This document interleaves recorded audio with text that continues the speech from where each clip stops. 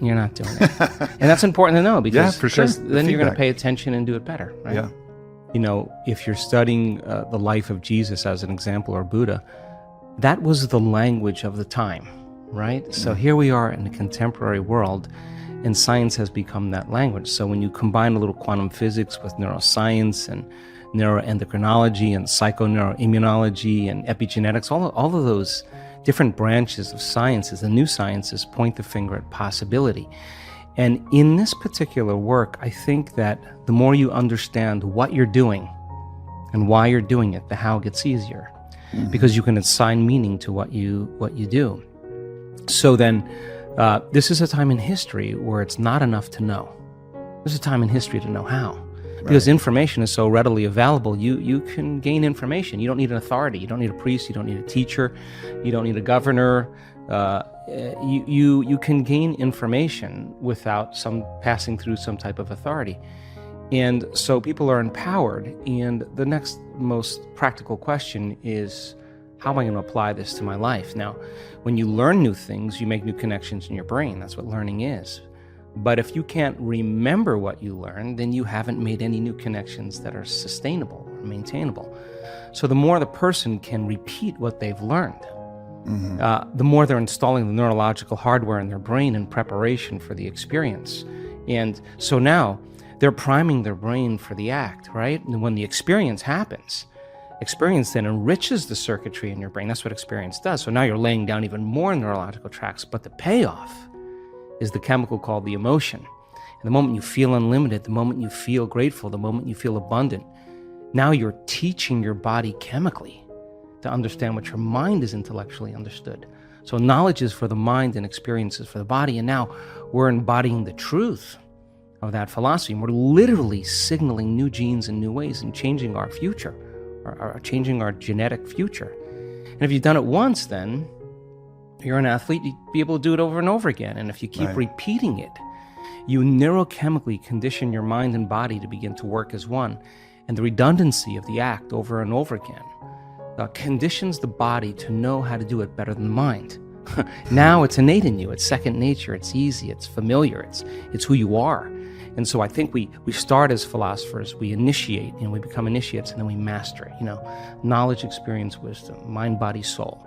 Learning it with your head, applying it with your hands, knowing it by heart, thinking to doing to being. And so I think to answer that kind of question or that comment is that, we should get up as if our prayers are already answered. The problem is that our senses fool us into separation. The person says, I want to be healed, I want to be healthy, I want to be wealthy. And they imagine it and they come back and it's not there. And when they see it, it's not there. The thought of their future creates the emotion of lack or separation. And if thoughts are the language of the brain and feelings are the language of the body, now you have mind and body in opposition. So then, if you think about something like appreciation or thankfulness or gratitude, when you are receiving something, when you just receive something, when something is happening to you in the moment, or something just happened to you that you enjoy, or you're surprised about, or is pleasing to you, you feel this emotion of gratitude. So gratitude becomes the signature, the emotional signature that it's already happened. Gratitude is the ultimate state of receiving. So now when the person combines a clear intention of their future, and they open their heart and they feel the emotion of that future, their body is objective. It's the unconscious mind. It doesn't know the difference between the actual experience in their life that's creating the emotion and the emotion that they're fabricating by thought alone. In that moment, their body is believing it's in that future, in the present moment. And the stronger the emotion they feel, the more altered they feel inside of them, the more they pay attention to the picture in their mind. And we could say then that they're beginning to remember their future.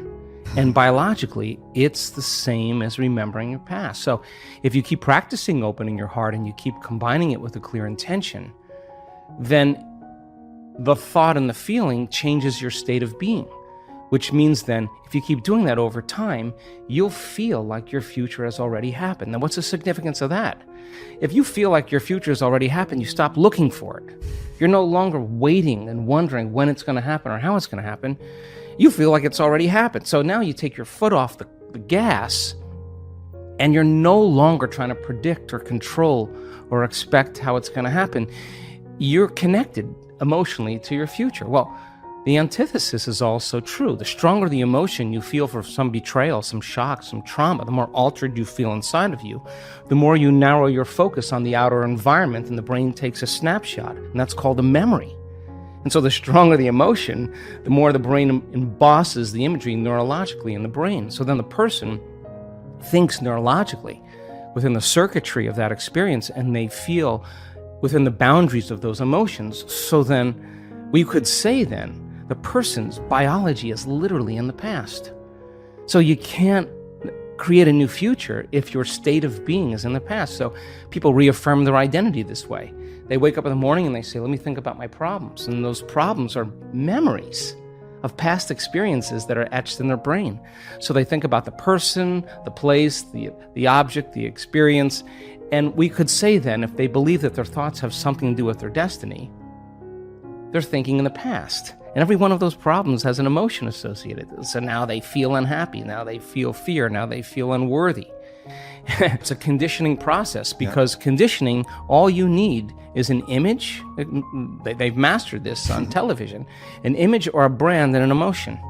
And all you need is a stimulus and a response.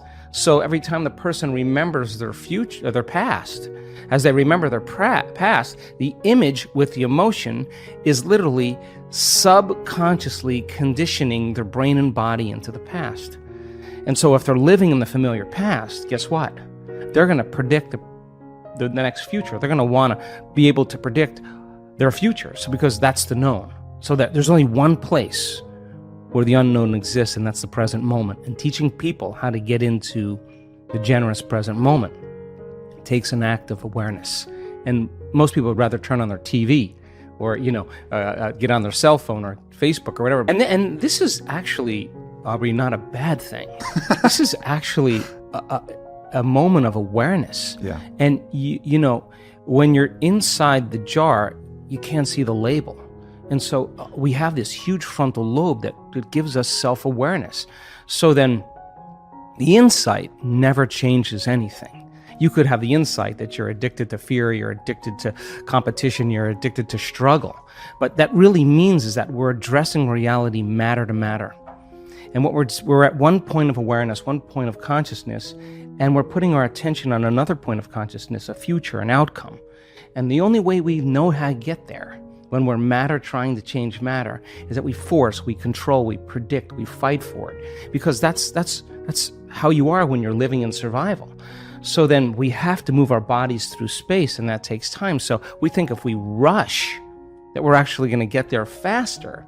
But more and more of the rushing creates more of the addiction of those emotions, because the adrenaline that's released is actually an arousal. So a person is using the conditions, the problems, the situations in their life to reaffirm their addiction to some emotion. To me, that means we become addicted to the life we don't even like. And so that's why change is so hard. So then let's offer another alternative.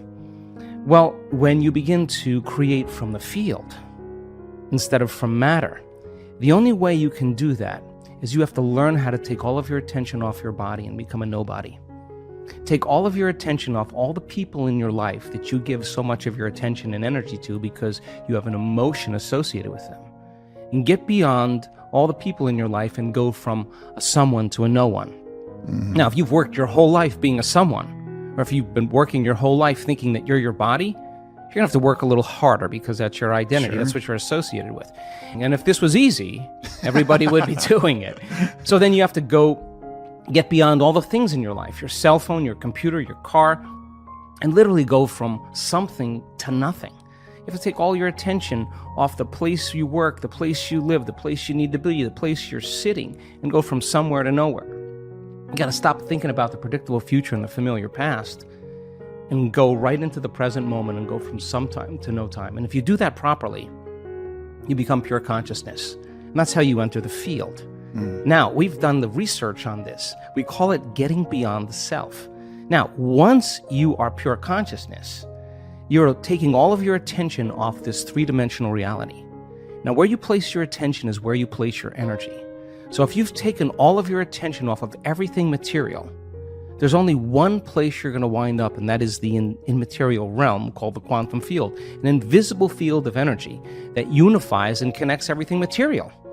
So now when you're creating from the field and you combine a clear intention with an elevated emotion and you're connected and you feel connected, the suggestion of an alternative way to create is that when there's a vibrational match between your energy and some future reality, you actually no longer have to go anywhere to get it. You're actually the vortex, and you will collapse space and time and draw the experience to you. Now that, to me, is a lot more fun because the experience is the unknown. You can't predict when it's going to happen or how it's going to happen, because if you can predict it, it's the known. So then you have to lay down the very thing you use your whole life to get what you want for something greater to occur. Now that goes against generations untold of conditioning and a lifetime of habituation, believing that we're trapped in this material world. And yet I can say to you without a doubt that once you understand that formula, and once you know how to create that kind of brain and heart coherence, the side effect of that is a change in biology, neurologically, chemically, hormonally, genetically. We've measured it. We've seen gene regulation changes in 4 days.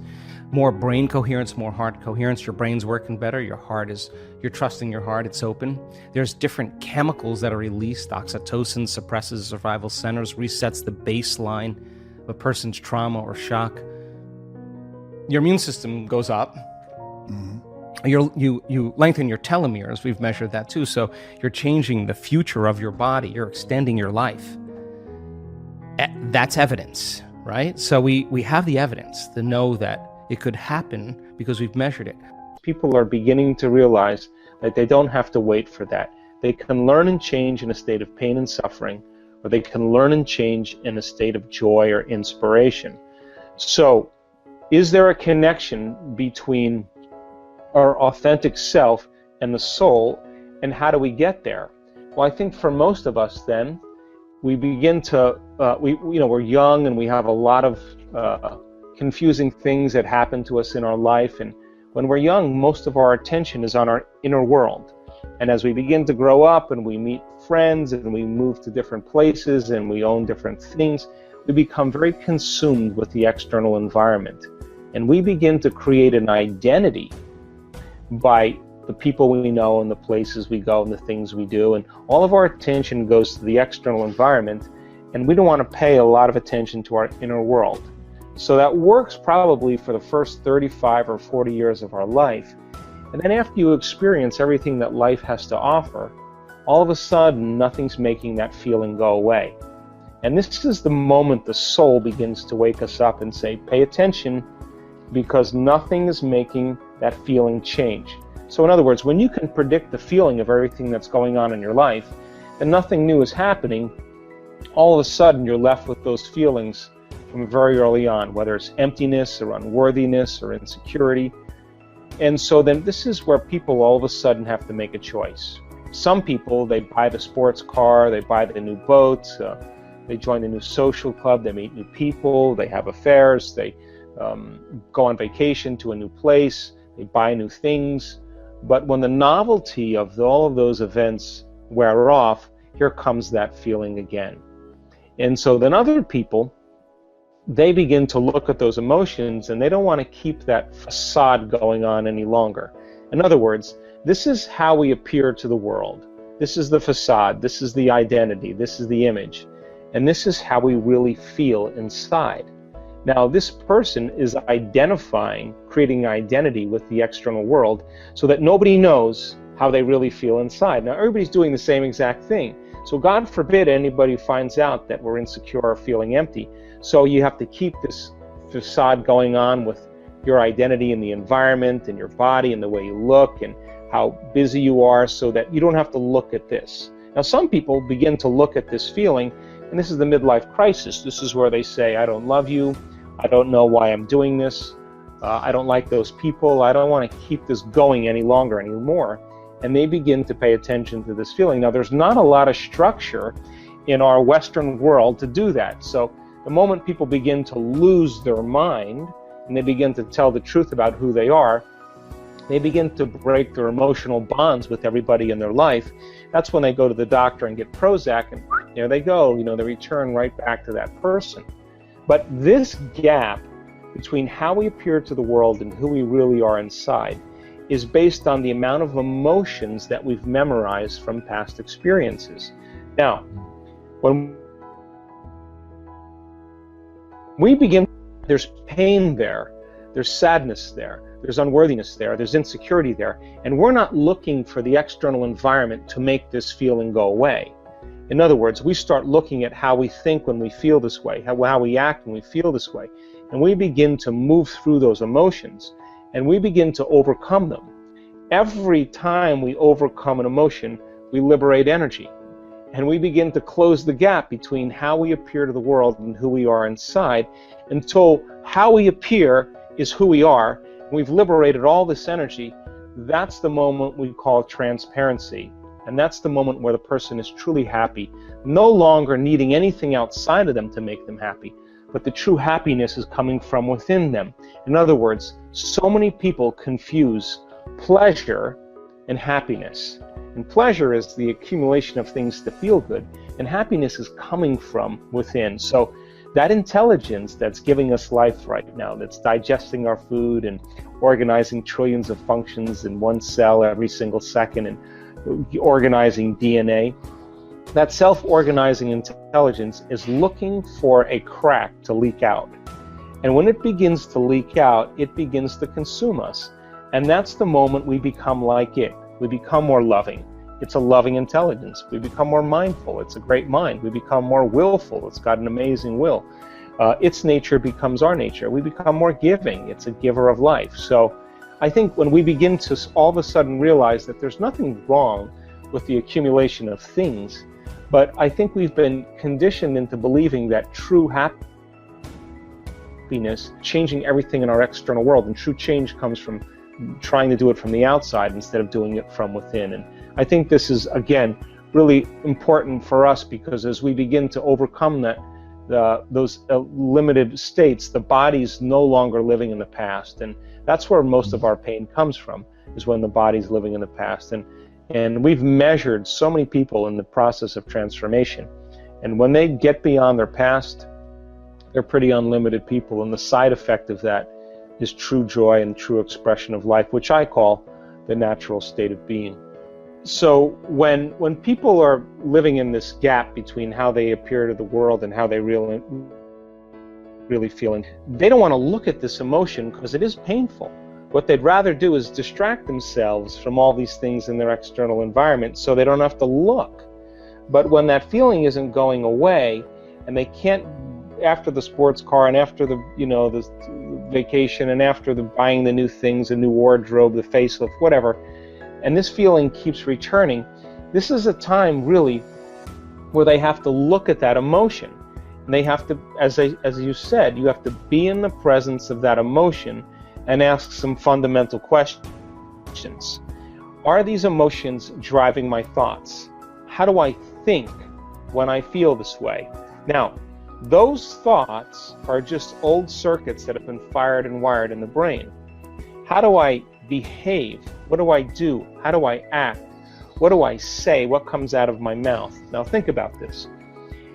If you can observe how you're thinking, notice how you're acting, and pay attention to how you're feeling, the moment you become conscious of what you're unconscious to, it means you're no longer the program. Now you're the consciousness observing the program, and this is when we begin to objectify our subjective selves. And the more we can look at ourselves through the eyes of someone else, the more conscious we can become of that, the less unconscious we're prone to be in our normal life. So the word meditation, the symbol of meditation in the Tibetan language, literally means to become familiar with. So if you're becoming familiar with your unconscious thoughts and making them conscious, you're in a process of meditation. If you're becoming aware of your automatic habits and behaviors, And now you're so aware of them, you would never become unaware of them again. And you look at those emotions that bring you to a lower level, and you're so familiar with your pain and your sorrow and your suffering that you would never allow yourself to live in that emotional state again. This is the moment you're Gandalf on the bridge and you're saying, you may not pass ever again. Now, when you make a decision with such firm intention that the amplitude of that decision carries a level of energy that's greater than the hardwired programs in your brain and the emotion